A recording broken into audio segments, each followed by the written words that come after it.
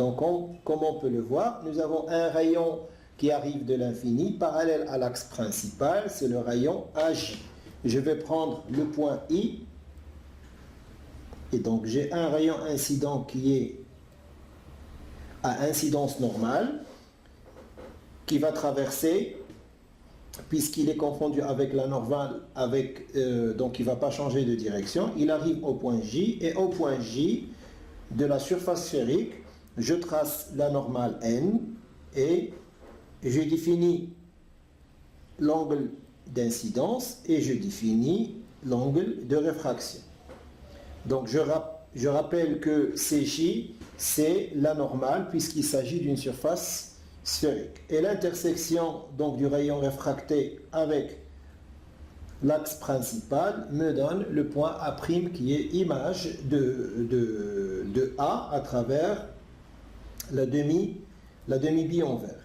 Bon, j'ai l'aire d'indice 1, j'ai N, c'est l'indice du verre, et à la sortie, j'ai l'aire. Donc je vais calculer le chemin optique A'. Bien évidemment, le chemin optique, c'est la somme des chemins optiques parcourus par la lumière entre A et A'. Et donc, ça va être, donc, première question, AI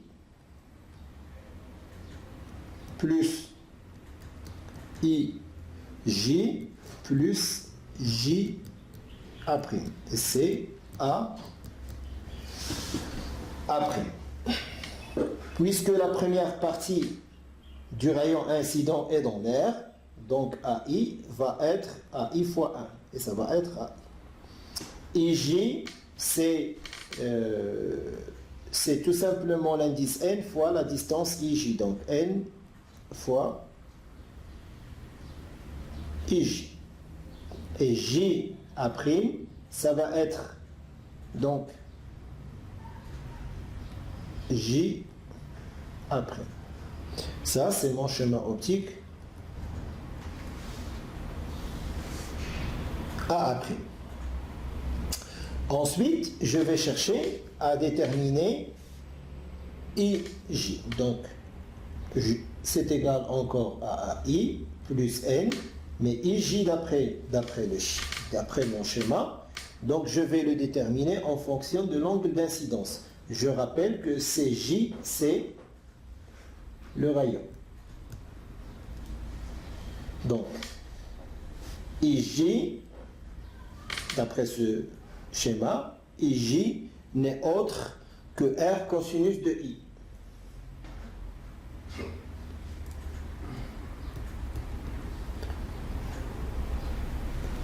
Et il me reste JA'. Donc, JA', il est calculé en fonction de I et en fonction de I de R moins I. Si je considère l'angle qui se trouve ici, j'ai tout simplement pi moins R. L'angle qui est là, c'est, si je prononce celui-là, ça va être R moins I, donc celui-là aussi ça va être R moins I. Et bien évidemment, donc je peux considérer que J'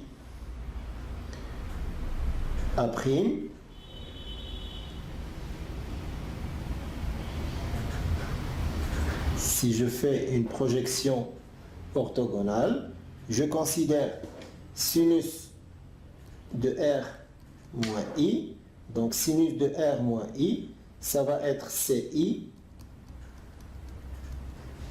sur JA'.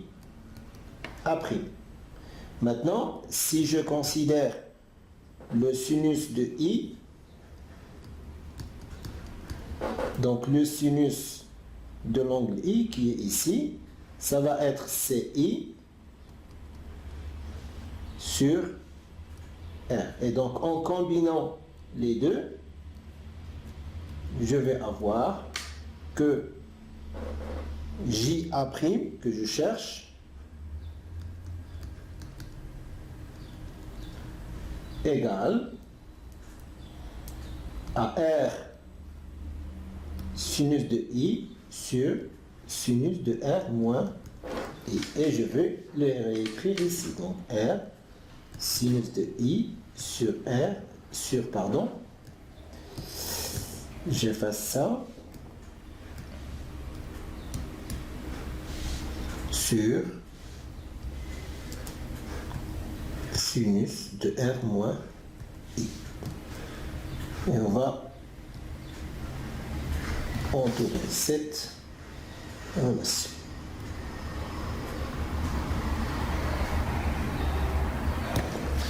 Donc, en définitive, le chemin optique A', ce que je peux noter A, LA', n'est autre que AI plus N R cosinus de I plus R sinus de I sur sinus de R moins. Voilà la réponse à la première question.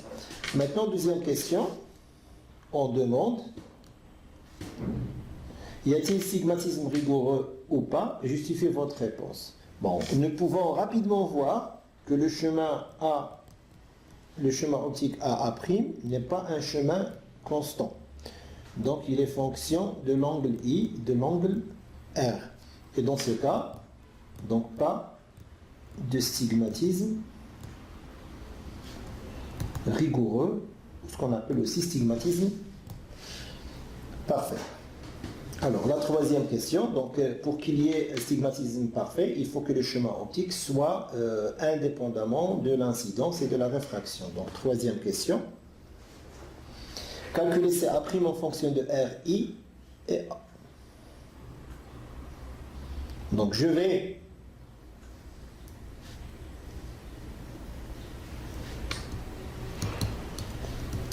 calculer CA', je reviens sur le schéma et je considère le triangle CJA'. Donc C, je prends la couleur rouge, donc CJA', c'est ce triangle-là.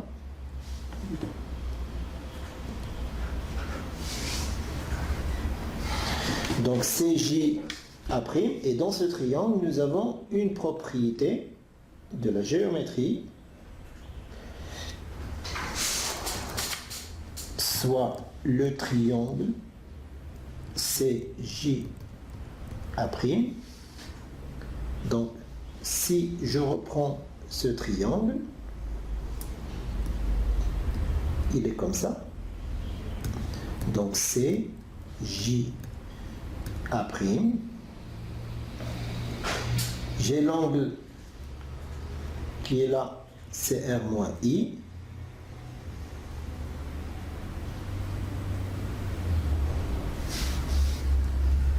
L'angle qui est là, c'est I.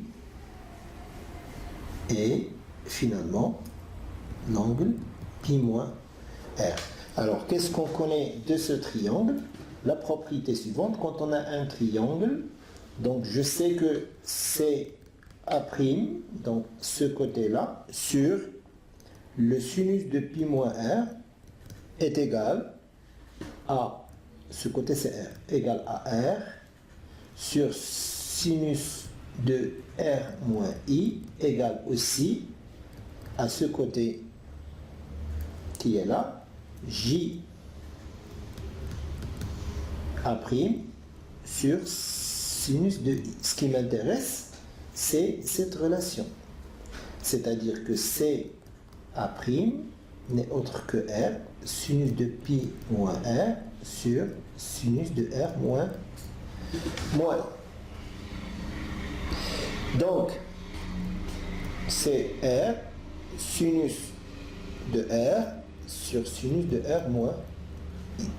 Et voilà la réponse à la troisième question. Maintenant, ils nous disent déduire en utilisant l'angle limite correspondant à la réflexion totale interne que la position limite A', 1 ou A', c'est CA' égale à R sur cosinus de L. Avec L, c'est l'arc sinus. Alors, quand on considère une réflexion totale interne, je vais devoir avoir dans la question A, R égale puis sur 2, et bien sûr IL est égal à ce qu'on a appelé L, l'arc sinus de 1 sur N. Donc, ces deux vont donner que CA', dans le cas de la réflexion totale interne, c'est R sur sinus de pi sur 2 moins I indice L. Parce que le sinus de pi sur 2 est égal à A. Et donc, j'ai tout simplement ici R cosinus de IL, sachant que IL, c'est l'arc sinus de 1 sur N. Alors, la question B. Dans les conditions du stigmatisme approché, on déduire CA' égale à NR sur N-1. Là, c'est une question relativement simple, puisque j'ai introduit au départ que cet exercice va traiter des problèmes de stigmatisme. Donc, on va faire les approximations dans les conditions d'approximation de Gauss. Et dans ce cas, je sais que sinus de R, d'après Descartes, est égal à N sinus de I. C'est la loi de Descartes. Et dans ce cas, j'aurai le sinus de R qui est égal à R est égal aussi à N fois I. Et le sinus de R moins I n'est autre que R moins I dans les conditions d'approximation de Gauss ou les conditions du stigmatisme approché. C'est tout simplement quand je remplace R par N I moins I, ça fait I facteur de N moins 1. Et je reviens remplacer dans l'expression de CA'. Ça fait R sur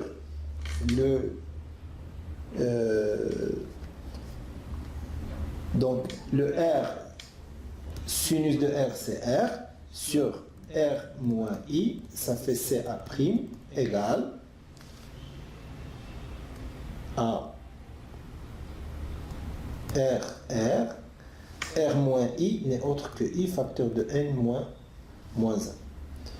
Et là, je remplace R par NI, donc c'est R NI, sur I facteur de N-1. Je simplifie par les I et je trouve que CA' n'est autre finalement que R sur N-1. Et là, on remarque que CA', la position de l'image, elle est indépendante de tout angle, ni de la réflexion, ni de la réfraction, ni de l'angle d'incidence. Donc, on a finalement CA' égale à R sur N-1. Voilà. Donc, dans les conditions du stigmatisme approché, la position de l'image, elle est indépendante de l'angle d'incidence.